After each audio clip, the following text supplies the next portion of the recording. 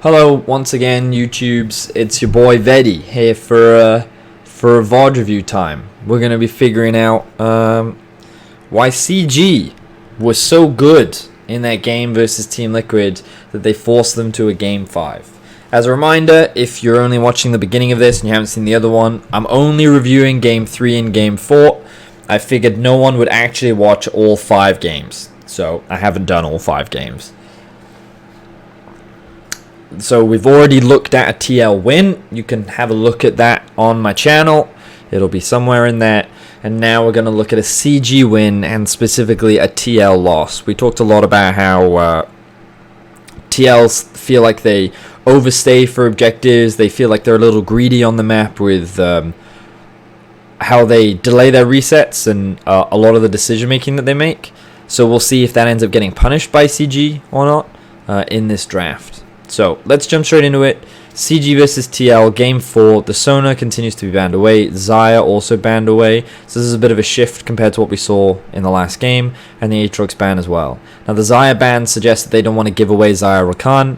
They also recognize its power and there's other things that they want to first pick. The Kiana ban makes sense. The Akali ban is something that TL has banned whenever they're on red side because they think that it's very strong. They don't want to give CG the first pick. And then Yuumi is a very common red side ban. So Sejuani is up and available. CG choose to first pick Irelia. This is a little surprising. After the Irelia nerfs, a lot of teams aren't valuing Irelia as highly, especially in Europe. Sejuani would have been the first pick. TL then answer with Sejuani Tahm Kench. I think this is fine. Do I think Sejuani is the best blind pick support? No. And if you were to do a blind pick AD carry, Europe would prefer Kai'Sa, which is what they often do in the LPL. Pardon me. So Tahm Kench is a little surprising, but it heavily suggests that they're going for a Varus pick along with the Sejuani. So they're going much more towards the scaling angle, which is fine. CG answer with Sivir. Now Sivir is pretty good in terms of her spell shield can mitigate the Sejuani ultimate. She scales pretty well. She should do fine in terms of the lane as well because Tahm Kench, even if he lands his tongue, it's just going to hit the spell shield. So in terms of 2v2, it should be fine. And then the Rumble as well. So you assume this is picked top lane. This is something that TL, they didn't ban for the first time this series, which means that they can get it in the top side of the map. They have AD, they have AP damage. No jungler's been locked in, so TL should look to ban that away. And as we already mentioned, the Varus pick down towards the bot side of the map. I think Varus typically does pretty well into Sivir though, because the E can either easily block her spell shield, but it also applies a pretty effective slow that she can't necessarily get out of because she doesn't have any dashes. In any case, Gragas and Jarvan are banned away from the side of Team Liquids. No real surprises there. Both pretty good into what TL have drafted for themselves. They could have considered banning a Sylas, but of course they get the first pick, so they get to take that one away. I personally don't think Sylas is that great into Aurelia. I think it is quite good into Rumble, so they could consider putting it top. LeBlanc and Renekton are banned. Interesting that they would ban LeBlanc. Is LeBlanc a good pick into Aurelia? And the Renekton ban also surprises me. I understand that Jensen is a good LeBlanc player. I didn't think that LeBlanc was that good into Aurelia. I feel like that's quite a skill matcher. And I feel like Jensen is a better mid laner. So maybe that's why they don't want to give it. But I'd be surprised if that's CG's logic. In any case, Renekton going to be banned away as well. Now, we know that Renekton is very good into Aurelia, so that makes sense. And they don't want to run the risk of maybe an Aurelia Renekton mid or something, which is fine. Sylas is first picked. I don't think it's that good into Aurelia. I think if you steal away her ultimate, you're like, whoop-de-doo. You do get to steal away a potential Rumble ultimate, which would be pretty big. But I don't think in terms of the 1v1 matchup, it's actually the best, especially after the change to his E. Now that it's a magic shield, I feel like Aurelia does much better in that 1v1. Skarner and Braum locked in for CG. I'm surprised they would pick Skarner into Tahm Kench. That's not the best decision making.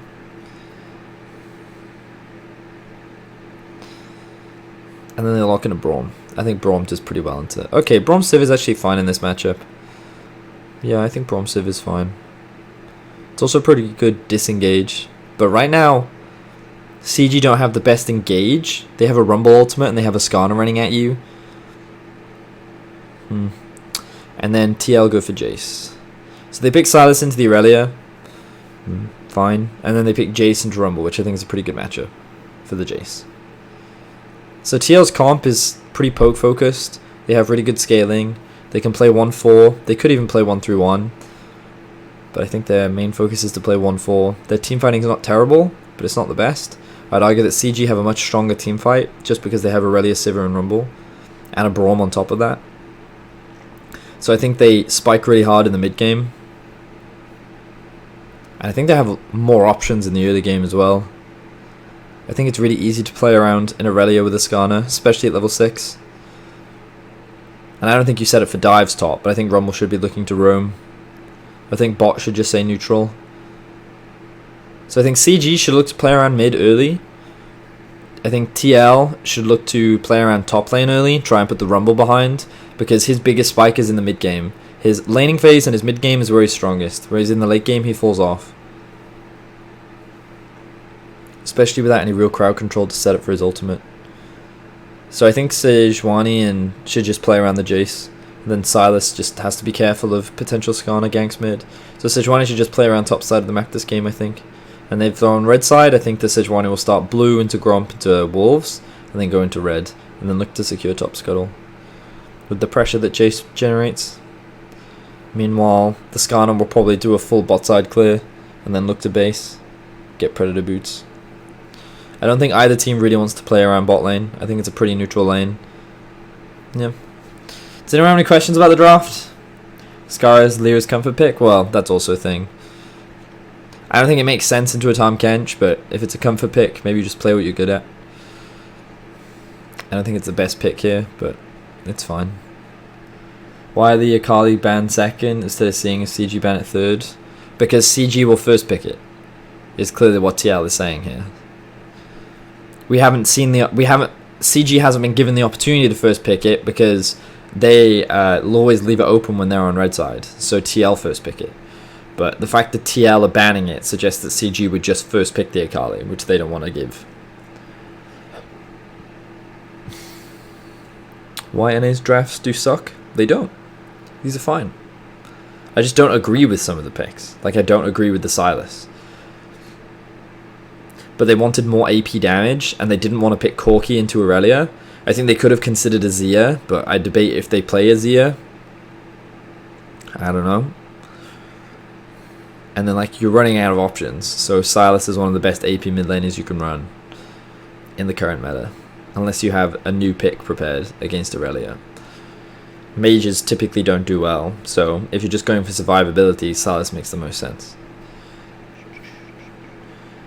Do you think the absence of Olaf is justified? I feel like it would slot in quite well with CG's comp with Sivir sped up.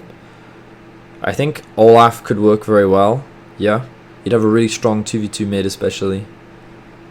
But you'd be really lacking in crowd control. I suppose you're already lacking to a degree in crowd control. I think it could be good. Yeah. I think Olaf could be good.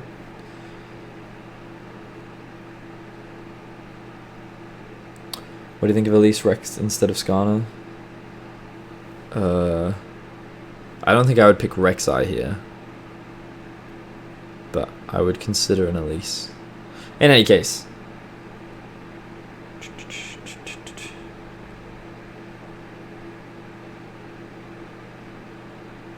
Okay, seems like there aren't a huge amount more questions, so let's jump into the game.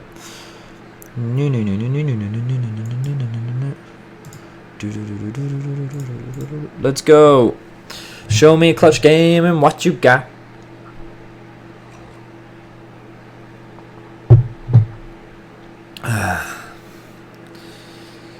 Nice panoramic shot of the crowd.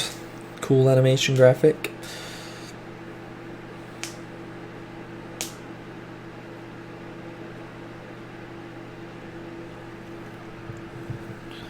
So, a line of scrimmage is assembled. Ooh, that's the Prestige Aurelia skin. That looks kind of cool.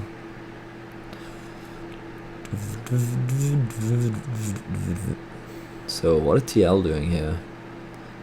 Ooh, Jensen has snuck in from behind. Sneaky, sneaky. Remember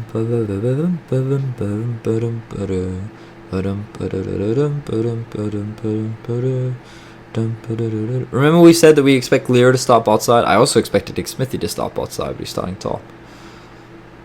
So what is Jensen going to do here exactly? Oh, that's what he's going to do. Bang. Bang, bang. Ooh, that's a stun. Vulcan's lost all of his HP. Jensen's lost half of his. But he has a corrupting pot. So he's like, meh. He also got 3 farms. So Demonte's now behind in this 1 versus 1. Sucks for him. Because he had to go the long way around. Vulcan now has no health pots. So TL already have an advantage in the laning phase. I don't know why I'm singing, sorry. Okay, Sejuani doing a full clear top. This can still allow her to play around the top side if she wants. I would have thought that she would do blue into top side, but this is also fine. Pings are coming out. Both top laners talking about the wards that are there. But, oh, is this the top lane gank we expected? Yes, it is. Great prediction, Vedius. Thank you, Vedius. Nice early gank top side from McSmithy. They get a flash out from Huni. Sets up nicely a little bit later on. Meanwhile, Skarner just going to do his farm thing. Ooh, and they get a flash out from Demonte as well. McSmithy, you monster.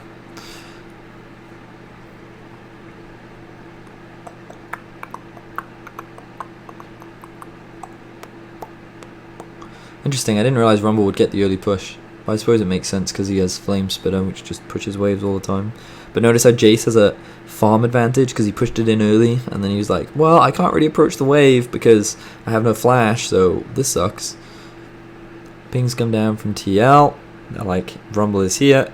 Skarner takes top Scuttle Crab, whereas Smithy exchanges it for the bot one. Nothing too crazy in terms of this early game. Again, we said that the bot lane should mainly be ignored. I think Lyra should look to try and gank mid if he's going to gank anywhere.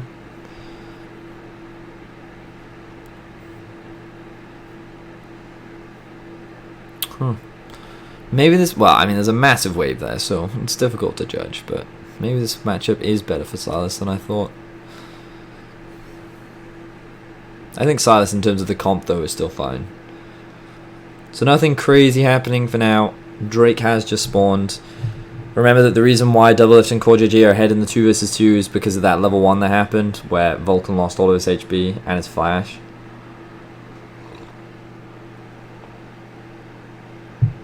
So Lyra is just power farming to 6.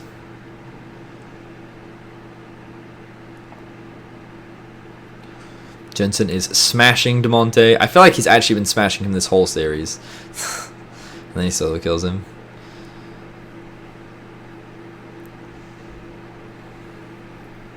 Well, at least in the last 2 games, in terms of the 1v1 lane, Jensen has been smashing Demonte.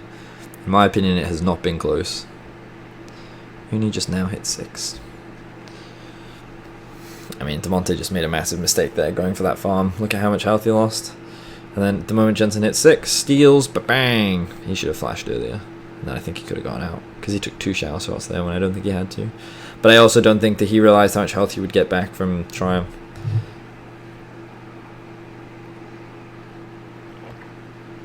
CoreJJ TP's mid. Oh! Interesting. So we actually saw a gank top lane from... I wasn't paying attention to the minimap. So notice that Smithy is top, and he looks for another gank, which is smart. This is good. This is what he needs to be doing. Lyra catches mid wave. Oh, maybe because he catches mid... Wait. No, I think he gets 6th anyway, right? Because he still has his walls and his Gromp up. So he does those 2, and then he goes straight to top lane, and they look for a dive. That's pretty good from Lyra. Nick Smithy's here as well. So he just goes to like, get out of my lane. Impact takes so much damage. CoreJJ looks for a play mid, whereas Lyra looks for a play top. Pardon me. Then he just threatens the dive. Threatens, he executes the dive. And there's no TP top. It's good stuff there from CG. Easy gank pickup. I would have liked to see the Skarner play a little bit more around mid, but it's fine. What can you do when your mid laner just loses, you know? Ooh, nice block there from Vulcan. Ooh, ooh. Okay, some weird stuff is happening right now. So, Smithy, does he get 6 off this? No. So he's still level 5. TL, well, Core JJ rather, is level 4. And they think that they can get the collapse on this. So I'm looking at the minimap right now. Doublelift doesn't have TP. And Cody-san has already started roaming. Notice how when he's in the 1v1, he gets to approach the wave. But that's also because Core JJ isn't there. So Cody-san starts roaming up immediately. And TL tried to force a play mid without realizing that the AD carry is missing.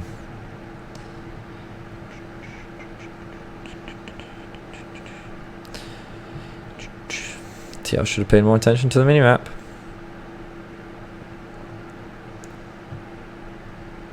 Then they just gave Cody-san red. And that gold advantage that Doublelift built for himself doesn't mean a huge amount anymore.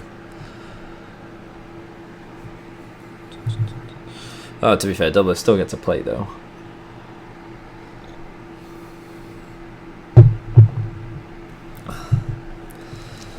Well, this game's a little more chaotic.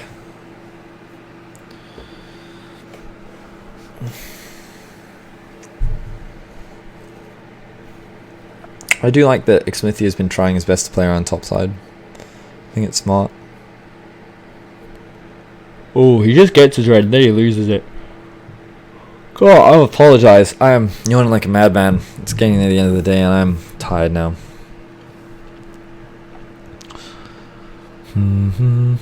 Oh. So what do we expect to happen next? Let's have a look. Map state. So Rumble is bullying out Impact. It sucks for Impact. Impact is like even, but he's actually behind in this 1 versus 1. You can see in terms of experience. Playing for the bot Drake is dangerous because neither top laner has teleport. I don't think either team really wants to fight right now because the fight could literally go either way.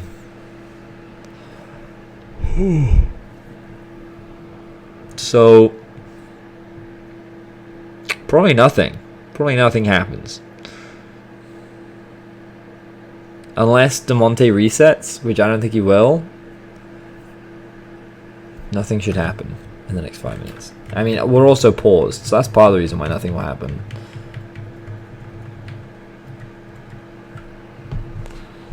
But I don't think a lot can happen.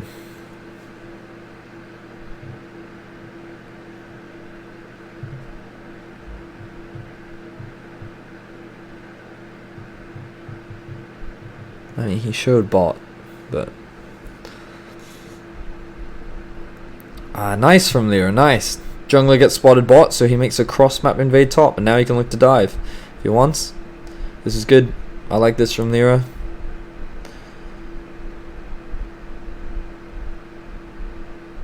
And they get the TP out from Jensen. This is way better from Clutch. Lyra's playing way better. He's actually... you know, punishing the decision making from Smithy. I like it. Because now they have TP advantage. So now DeMonte can reset without worrying about the Drake. And he doesn't use his TP as well. Which is good.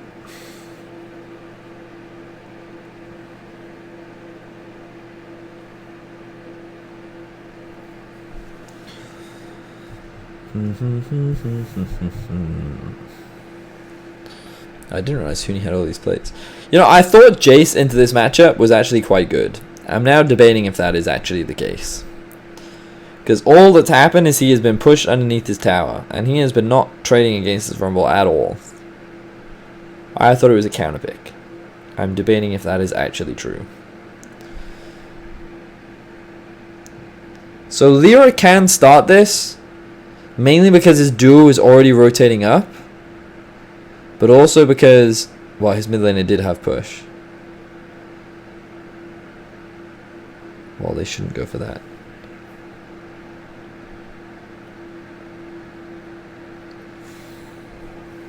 Yeah, and then the cross map happens. Yeah, this is good. Oh, and a great utilization of the Rumble Ultimate as well. This is great from CG. This early game is way better. So much better. A couple small mistakes from McSmithy that are now being snowballed on by Clutch. And Lyra is having a much better performance on this Skarner. The power of comfort picks, you know? TL try to make the cross-map play happen, but they're barely denting this tower. And Impact kills himself. Damn. TL are just falling apart. It's a lot harder when you aren't able to find those early leads and the enemy isn't making as many mistakes.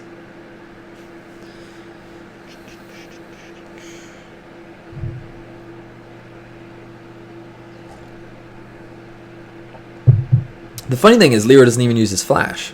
Impact just doesn't have it, so he can't get out. And then they swap Cody's son back! Big brain, now they can play for Plate's bot lane. Even though they're about to wear off. But still, you can keep the Rumble here because he has ulti. Oh, and the Varus just based! Why is the Varus just based? Oh, because he has teleport. I was like, that's dangerous. Zone away from the tower. This is good. Get more plates. That's it. This is great. Sejuani's just sitting here watching this happen. Like, okay, I guess I will observe from afar. Oh, I'm so sorry. I'm yawning so much more now. Oh.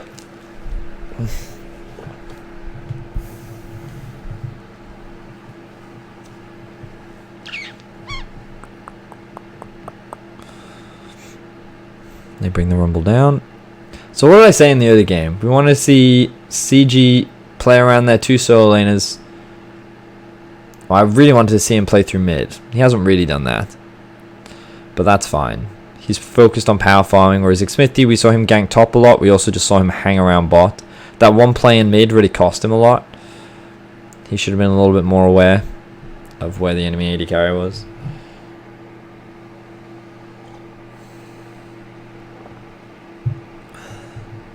Again, Huni pushes in top, starts rotating down with his team because he doesn't have TP. Demonte can group up with them because the Rumble will catch the wave and push it in.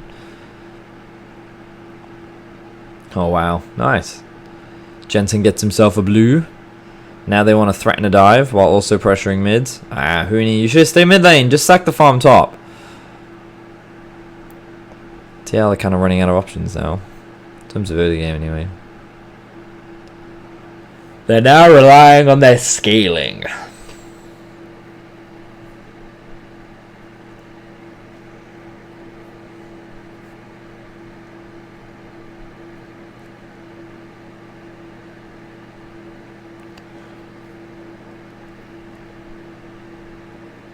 So Drake spawns. Note how. Oh, excuse me. Jeez, I'm so sorry. Notice how TL have not set up either wave. They get pushed in mid. Demonte has access to the bot river, so he gets to push in first. The biggest thing is that Huni will get spotted top, which means that if Impact TP's in now, then they can force a numbers advantage. CG smartly disengage. Even though TL don't have priority in either mid or bot, CG have to respect the fact that Impact can teleport in and turn this fight in their favor. Now he starts it. Yeah, because bot lane will get the push. Now the Skarner has just reset and now he has Righteous Glory. TL aren't doing this super quickly. But they just wait. Get the bot tower. Generate some pressure. Okay. But the Rumble will be here first. TL, you don't want to fight this. You need to wait. Alright, here he is. But even then, I don't think you want to fight this. Oh, that's a big Rumble ult. It's also a big Rumble ult. Wow, Huni lived as well.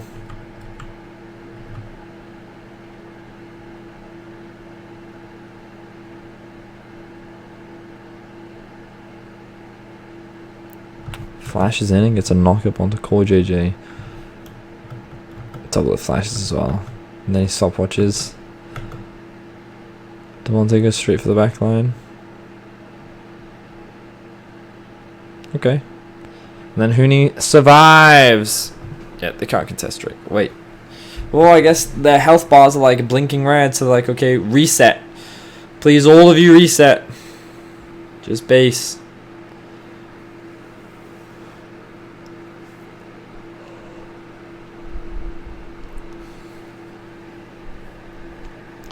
Going for this Drake fight is fine, by the way. CG, you know, I talked about I'm not sure who's stronger. CG should definitely, in theory, be stronger. Because they just have a really powerful mid-game spike with the Rumble. But Jensen also gets to steal it, which also adds power to him. CG just playing this game way much better. Way much better. Way better. Way, way, way better. And then they get it. Nice. Good stuff. Clutch gaming. So now they need to break the mid tower. Something we talk a lot about is being able to gain vision around the tower so you can threaten a dive. That's what Clutch need to do, but they're resetting. Notice how the duo has not reset with the rest of the team.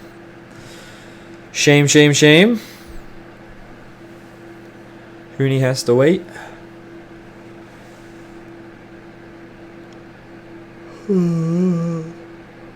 God, I'm super sleepy now. Dallas, I guess he has teleport.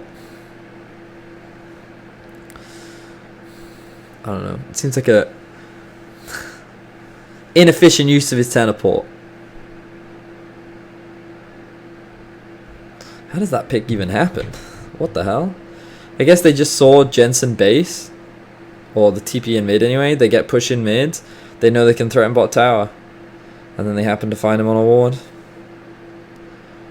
Wow. Well, TL just kind of aren't doing anything. I think that it would have been better. I mean, they tried to play around top, but they didn't really succeed. And they picked a couple of bad fights, which ended up hurting them, and now they're just making mistakes. People are being in the place where they shouldn't. Jace is going to rotate bot to catch the wave. Baron should start to be the objective for CG. Don't greed here. Okay. I was a little greedy, but they get the TP out from Jensen and Impact, so TL are quite trigger happy on those teleports, aren't they?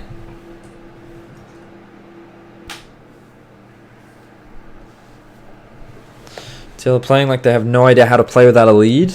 Well, they have to play on the defense because they scale. They won't win if they try and fight now. They need more items, and they need to wait a little bit longer.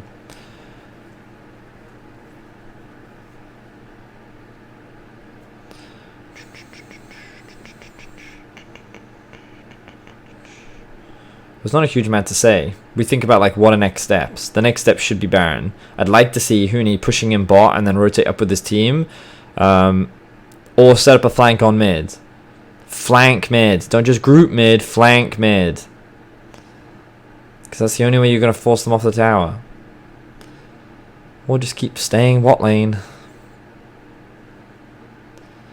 See what Vulcan is? That's what you want to be. Yeah, Huni, that's it. That's it. That's it. Almost. That's it, Huni. That's it. That's it. That's it. That's it. That's it. There you go. Easy. Took them a while, but they got there in the end.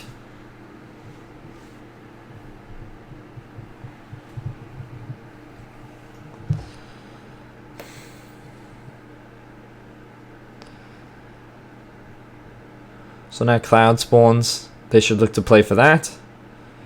I wish there was more to break down, but maybe look at some items.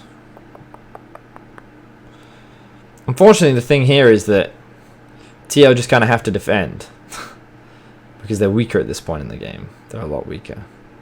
And they can't fight. And if they try to fight... But this is what CG should have been doing last game. Losing gracefully, as it were.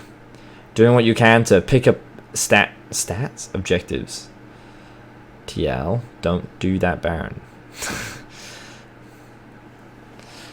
TL should be looking to try and trade things on the map, so trying to get these out of towers themselves.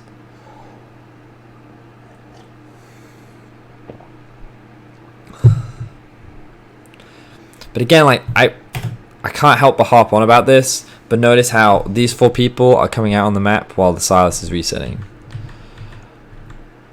Let's just look, right? So these guys should be threatening top while the Drake is going down. So they start pathing up towards there. They take their time getting there. Forrest goes back because he's like, there's nothing we can do. I disagree, but there you go. So now, 2 members are resetting. Double lift. He wants to catch mid, but he can't. Silas, now resetting.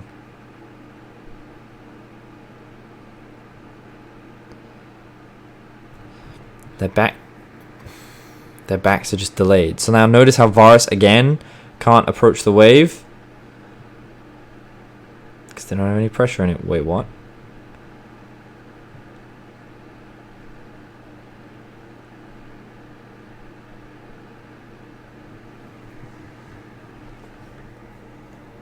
Oh, shit. Damn. Okay.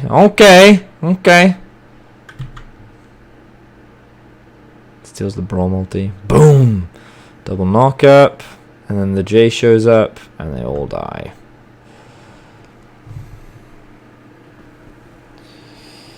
Woo! It's well played by Jensen. Why does that fight even happen? So CG, what they want is deeper vision around the Baron. So they take the correct step. The problem is, no, this is actually even fine.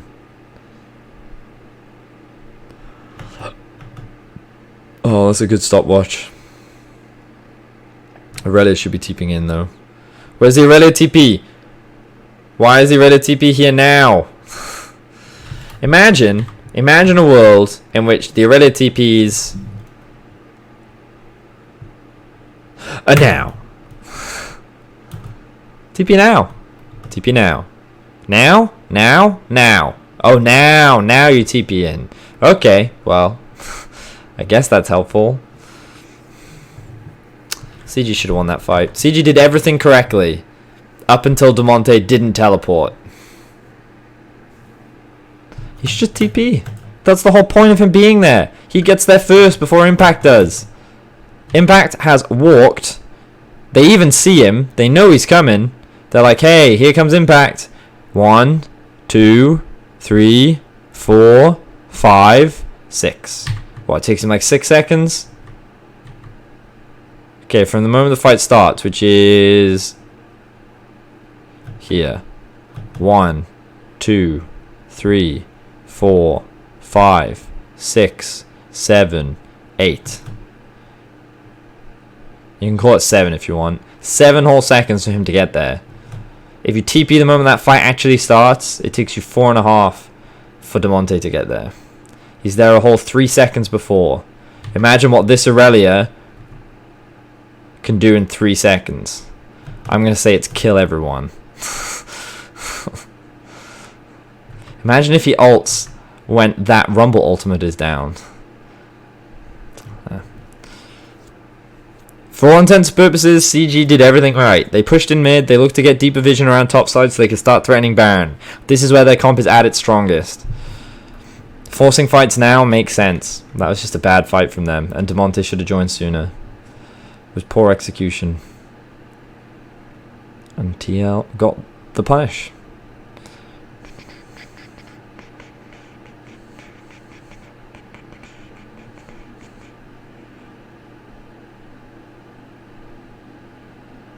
It's quite fascinating how different Lyra is from Game 3 to Game 4. He is like a completely different jungler in this game.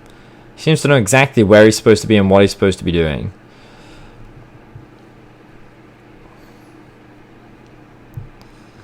Also, wait, can we backtrack?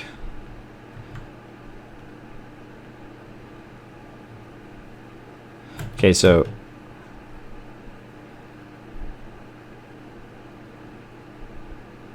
ooh, actually, that was insane from double lift. His Q actually hit everyone, doesn't it? And then the ulti from Varus spreads to everyone as well. So that's Varus ultimate spreading.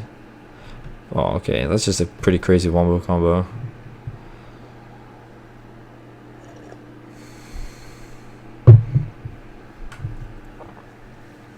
Damn, boy. Yeah, look, the Varus did all the work. Double lift. What a god. So now they're back out on the map. TL still trying to scale, but that was a huge fight for them. A lot of items completed. They're feeling pretty good right now. Huni. Oh, they really going to attack this? Please don't, because now you're just conceding pressure around topside. Doublelift gets a free base off. I mean, can I fault them for this? I guess not. Impact is, to be fair, pretty overextended. He's like, I'm fine. But then he walks over a ward and then he's like, wait a minute, I'm not fine. Oh, he doesn't see it, does he?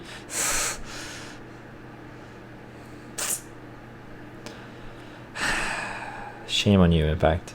Shame on you. That was bad. That was real bad. Okay, so now CG after finding that pick. Push in mid. Look at the pings. Oh, this is good. This is what TL should have been doing last game, by the way. What you're seeing right now is what TL should have been doing in the last game, in game 3. So push in mid. Move up to enemy jungle. Get deep vision, clear out wards. Rinse, repeat, rinse, repeat. Oh, they don't get it. Codyson abandons them because he's like, oh, mid priority, I must get mid priority. Which is true, but you could just clear out that ward first. So now they reset, restock their vision. Look at those inventories. Demonte probably should have reset with them, but he's going to catch top wave. If he resets now, I'm going to be very upset with him. I'm very upset with him. I'm very upset with him right now.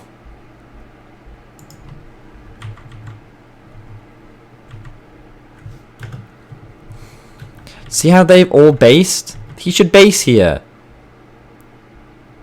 The base, he should be pressing B. I will B now. Nope, he goes top. TL have actually improved their base timings. Base. They've all reset. They all know the dragon's spawning soon. What does he do? Dragon's 18 seconds on the clock. He has to take an extra wave and a jungle camp. I'm basing now. Shame on you, Demonte. I'm disappointed in you. Fortunately, they're playing Sivir, and they already set up a push in bot, so they were able to... They don't even get prior over river. Jace should stay top, to be honest. I don't think they want to fight for this Drake, so they should be threatening elsewhere. Why is he grouped? Go top.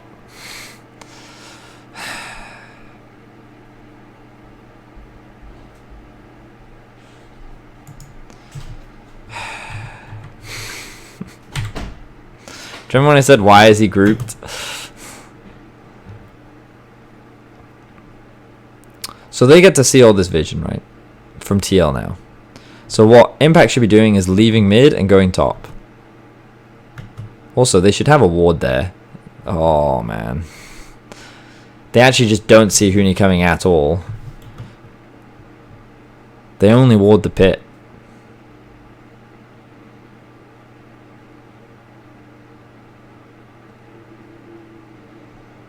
Yeah, colossal mistake there from TL. Like, they don't want to fight. I literally just said that. That's why I think they should even be conceding this Drake and looking to trade it for top tower.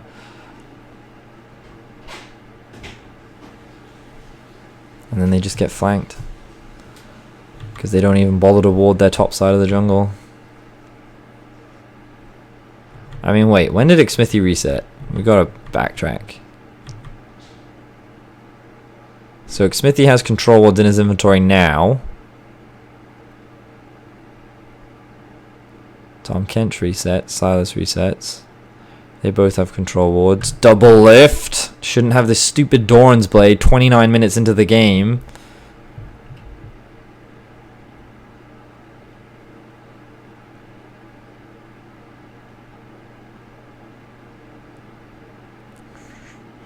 So he uses one control ward there.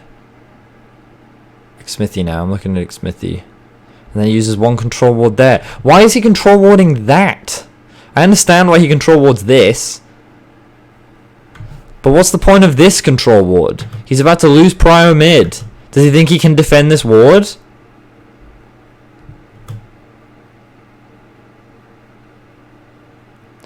Man, like, they're just asking to be engaged on.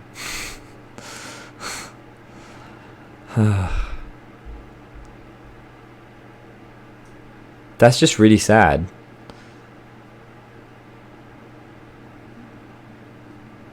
I mean, like, there's no reason why CG wouldn't engage this. You're asking for it. The thing is, right, they're getting pushed in mid, so he's just, like, hanging around side, okay? Because he's making it difficult for them to approach Baron, so they can then gain access to the river. Well, actually, I'd prefer if they gain access to topside jungle, because they don't really need this. What they should be trying to force is a fight around Baron, because they'll win. Like, he's level 16. So they should be trying to get vision topside. But he sets up the flank and they find an opportunity to engage while he's bot.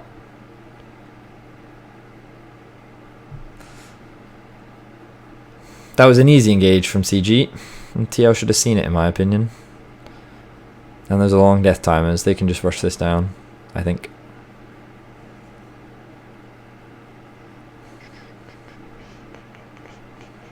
So if I'm TL and it's this point in the game, I'm like, the last thing we want to do is team fight them.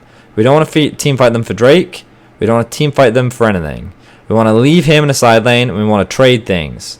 So they should be trying to trade this tower for, like, while conceding this pressure.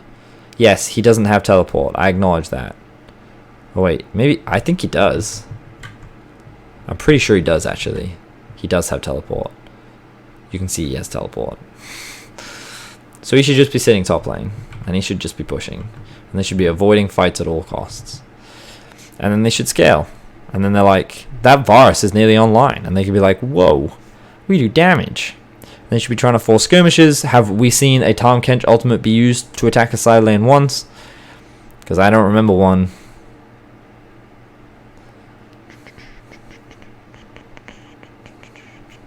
What was that? What? What?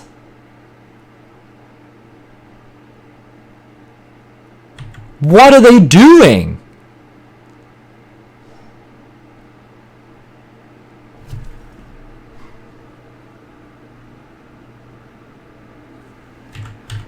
There has to be a reason for this, right?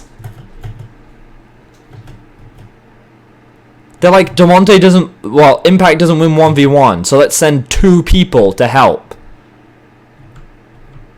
mean, that's got to be a communication issue, right? Where Impact is like, oh, I'm gonna die, and then both Doublelift and Jensen in the same moment go, I can help, I have TP, so they both decide to help him at the same time.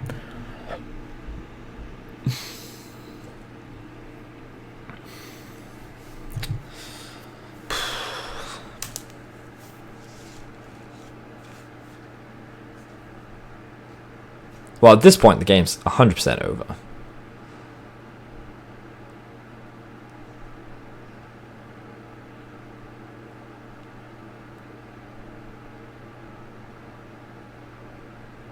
I mean, they don't have the mid-wave set up, so I think they used that Rumble ultimate a bit preemptively. If they'd saved it for now, taking this tower would have been a lot easier. Because now, Jensen should just use his ulti to defend the tower. Nope, don't want to do that. Okay.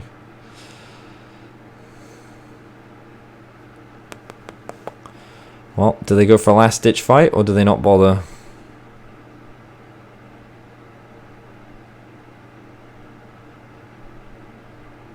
Varus ultimate misses. So the one thing I've definitely noticed for North American teams, or at least these 2 teams, in the last 2 games that I've watched, is that they don't leverage the power of Baron at all. Both of them were very strong coming into the 22-23 minute mark, and neither one of them properly used Baron to be like, come fight us.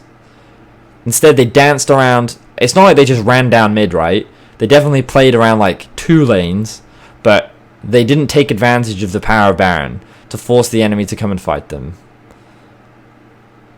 That's part of the reason why I think it takes them longer to end games too. Because both Barons were like, well, I suppose the last game ended in 28 minutes, but even then, they found a fight in mid lane rather than actually setting it for Baron properly. So I'm not optimistic about either these teams' Baron setups. Well, I mean, CG just have to wait at this point. They don't need to do anything, right? Just not kill themselves. And just leave, because the minions will do the work for you. Oh, he healed himself.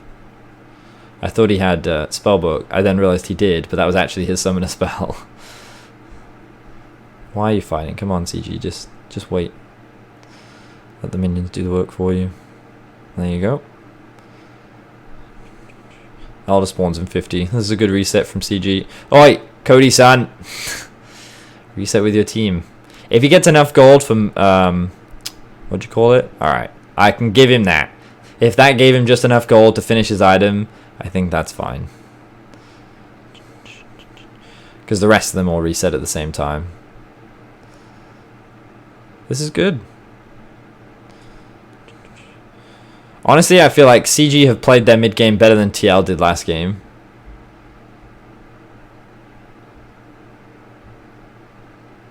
I think TL get away with stuff when they're ahead.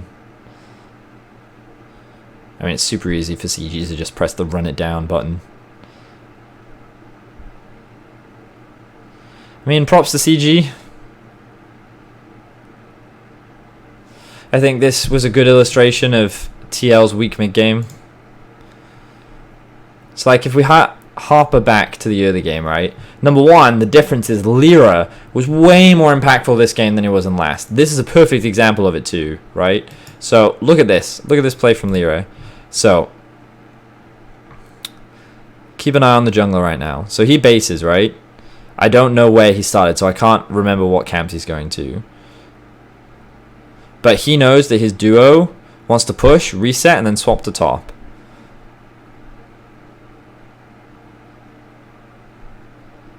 So he starts pathing up. He knows that there's vision, but he clears it out anyway. His top has prio, and his bot lane is already on its way. It's like, this is great. They realize that they can't fight for Drake because they can't gain prio in the 2v2 against Doublelift and Core JJ, and they recognize that it's a lot harder to get push in mid. So going for this is actually the much safer play, and they're ahead of the play as well. So they end up taking this without any real contention, and before this is taken off the board too. Like, this is forward thinking. This is good. This is way more proactive than what you actually see from TL. I mean, obviously, Huni didn't want to lose his flash there. I'm not saying CG is perfect, but the idea behind this is better. And then again, because they immediately go to top and their bot lane's there, they're ahead of the play as well. And TL are too slow to react. And bear in mind, there are 4 plates still alive in this bot lane, and they end up keeping the tower alive.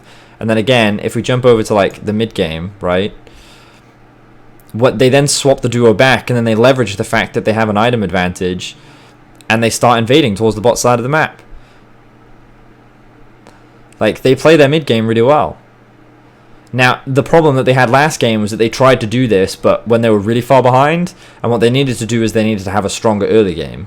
And I don't think their early game is exceptional because I don't think their laners are super strong. I think Huni pushes and overextends blindly, and I think we saw it this game. I think there was opportunities for Xmithie to actually like hard camp him and shut him down, which he didn't take advantage of. On top of that, I also think that these three absolutely obliterated these three in lane. I mean, you only have to look at the farm for a small indicator, but if you actually watched how they play the lanes as well, the gap was pretty significant. So in terms of the early game, you naturally give the advantage to Team Liquid, but in terms of how they use their pressure, but even last game, we saw TL utilize their early game, the first 0 to 10 minutes, very well. The moment we hit 10 minutes is when I started poking holes and criticizing TL. So their transition from the early to mid game is where we start to see fault.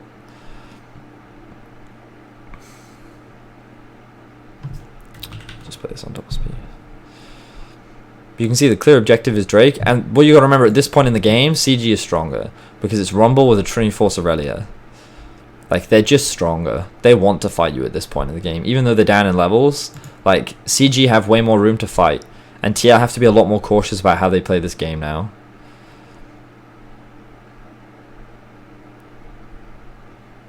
Like, it's quite interesting because you could poke holes in the draft of TL because they don't necessarily outscale CG. if they'd gone for something like an Azir, they would have had more scaling power.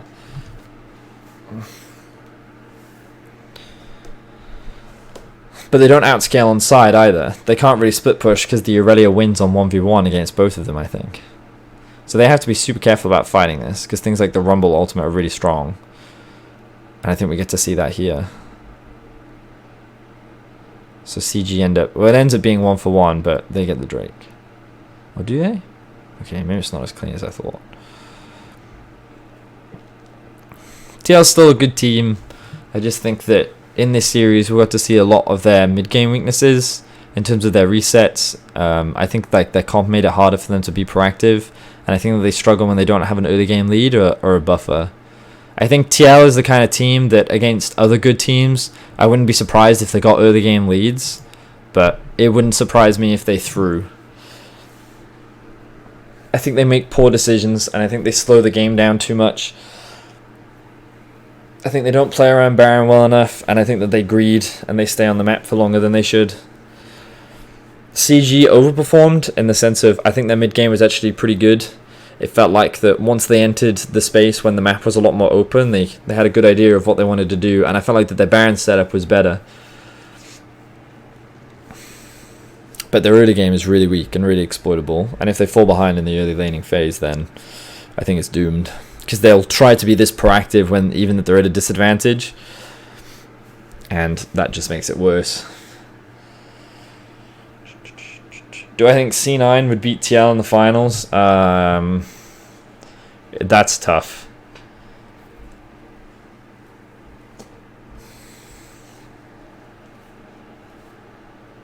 Because the real question is, do I think C9 have a better mid game than Team Liquid do? And I don't know. Maybe. But I don't think C9 is perfect either. I think there's a good shot. Based on just these two games that I've watched, I think TL's mid game is a problem. I know that seems like a broad statement, but if you've watched, anything that I've been saying for the last 10 minutes, I hope that it explains why.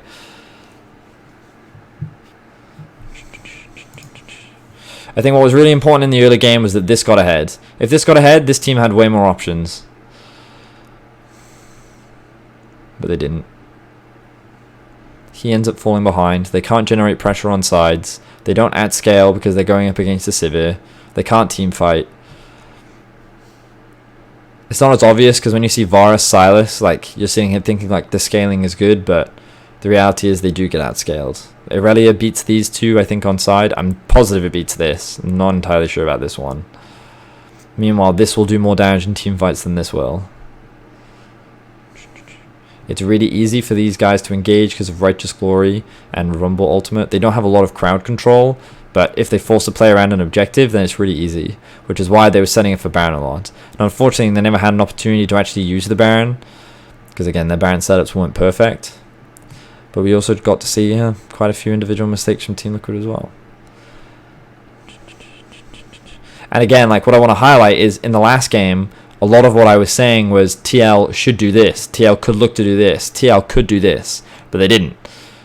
They kind of stayed playing in these two lanes, and then CG would try to engage on them, and then TL would kill them. So CG were the ones making mistakes, and TL was just like, well, we'll punish you, we'll punish you, we'll punish you, we'll punish you. And like this is, I think this is kind of is the story of this series. Because CG was the, I think TL has been like super consistent, right? They're the same. They're good. They have weaknesses, but they're good, right? And for a team like CG, they have high variance.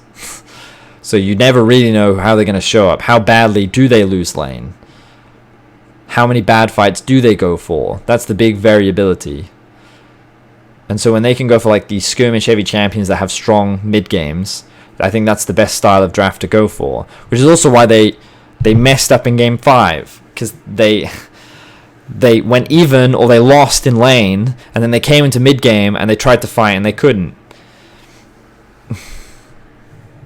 It's a shame, really. I think CG had the tools to win this series. But I also think TSM had the tools to beat TL last year. And that's kind of the story when it comes to TL, isn't it? They're just very consistent and reliable. And if you make too many mistakes, they'll punish you for it. And it was the same story with Invictus Gaming. Invictus Gaming kept making mistake after mistake after mistake. And so TL was just like, well, we'll take that, and we'll take that, and we'll take that, and we'll take that. And if they get an early lead, they're at least good enough to know what to do with an early lead. So TL is a team that is beatable. They have good players, but in my opinion, they have pretty obvious weaknesses, again, in the mid game. And so if they wanted to be like top 5 in the world, they'd need to clean those up. They need to be a lot more proactive in how they use their pressure. And how they play around objectives. But right now, I don't think they're there. Not yet. Maybe coming into Worlds, they'll figure it out. You always gain a lot of experience competing internationally.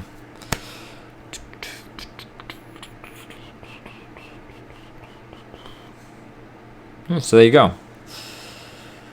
That's it. That's the end of my opinions. That is the VOD review done. So I'm going to end the recording now. Thank you very much if you've stuck all the way through and watched this on the YouTubes. I stream every Monday, 6 p.m. CEST on twitch.tv/Vedius official. You can tune in. We'll probably be doing Fnatic vs Splice at some point later this week as well. We'll see how it goes. Anyway, thank you for watching. Check out my other VOD reviews. Hopefully I'll have other content on this channel as well that isn't just VOD reviews, but we'll see. In any case, thank you and goodbye.